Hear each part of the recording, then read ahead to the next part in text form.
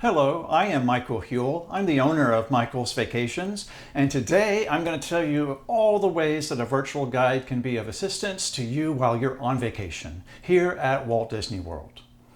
The virtual guide program was developed in response to the third-party tour guides being banned at the Walt Disney World theme parks. Please know that the only parks that we have this service for is for those theme parks: the Magic Kingdom, Epcot, Hollywood Studios, and the Animal Kingdom. If you're visiting the Orlando Universal Resort or Universal Hollywood out in California or Disneyland, California, we only offer the in-person hosting for those parks. So let's go into it. Now, the virtual guide is your new best friend. First of all, you'll always have me. I'm going to be helping you with my consultation. I'll be planning your day-to-day itinerary, making sure that you have the best, most optimal mix of parks and rest, something that's very important to me, and you'll learn why once you're here. Then you also have your personal concierge who will be booking all of your reservations, making all of your arrangements, answering any more questions that you might come up with, and taking care of you.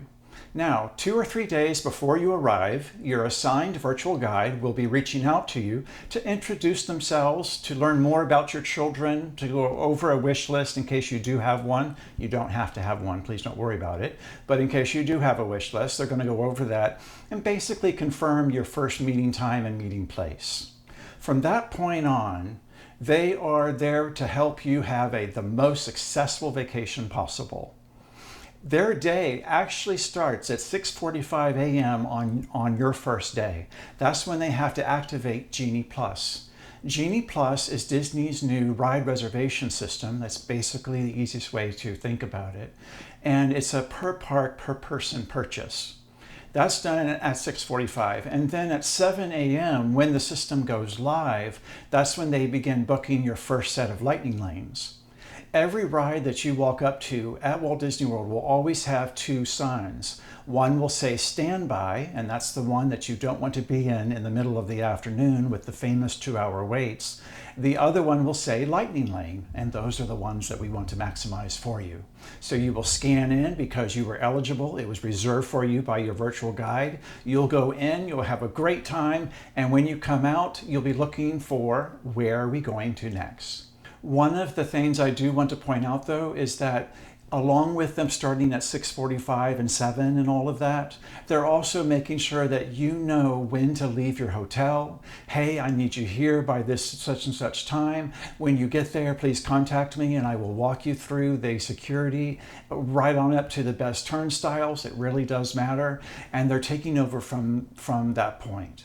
Now, when you come out of that first attraction, you're naturally going to want to know, where are we going to next? And that's when you take a look at your phone. I say that because the guides will be communicating with you via text, phone calls, FaceTime, WhatsApp, whatever's necessary at that moment of day. I say it this way because I don't want you to think that you're on your phone all day. It's not necessary, and that's not the way that the system works.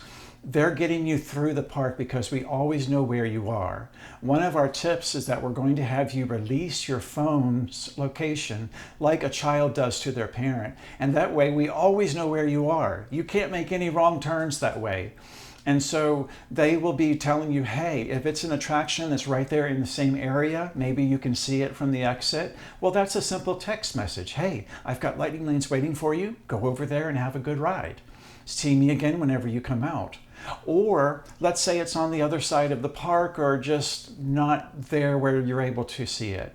Then they will send you a map graphic, not of the whole park, just of a portion of it where you're at point A, this is where you are for point B, and this is how you get there.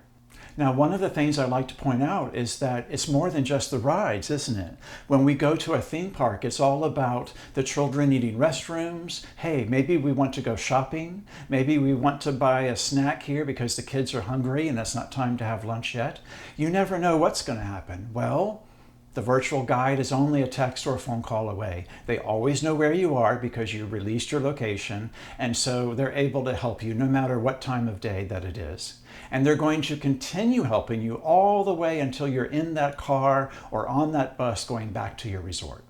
I hope you can see now that the virtual guide program does work. And hey, I'm going to give you a very valuable tip, okay? Since we have integrated this program, some of our guests have done better than others. The ones that have done the best and had the best possible days are the ones who have truly released their day to their virtual guide. My advice is pretend that you do have that in-park host with you. When there's somebody there with you, you're going to naturally release your day to them and follow their directions. If you're wanting to argue with your virtual guide or try to make a last-minute change after we already made the reservations for you for the next ride, or hey, you're just going to dart off and go take a break without telling anybody, you see, those are the guests who might have a problem. I will be honest with you, since we started this program, I've had exactly 4 families that were disappointed. 4 out of all the families that we've been hosting, and we have survived some of the busiest, most crowded times of the year. Since Columbus Day weekend, when all of this happened, we've had Thanksgiving, we've had Christmas, and we just, as I'm filming this, we just made it through the busiest weeks of spring break and Easter.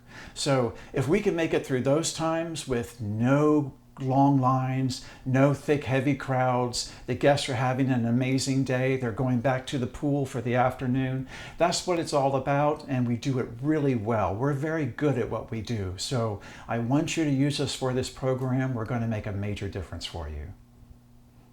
All right, thank you for joining me today, and let's go on to the next frequently asked question, which is an important one if you haven't looked at it yet.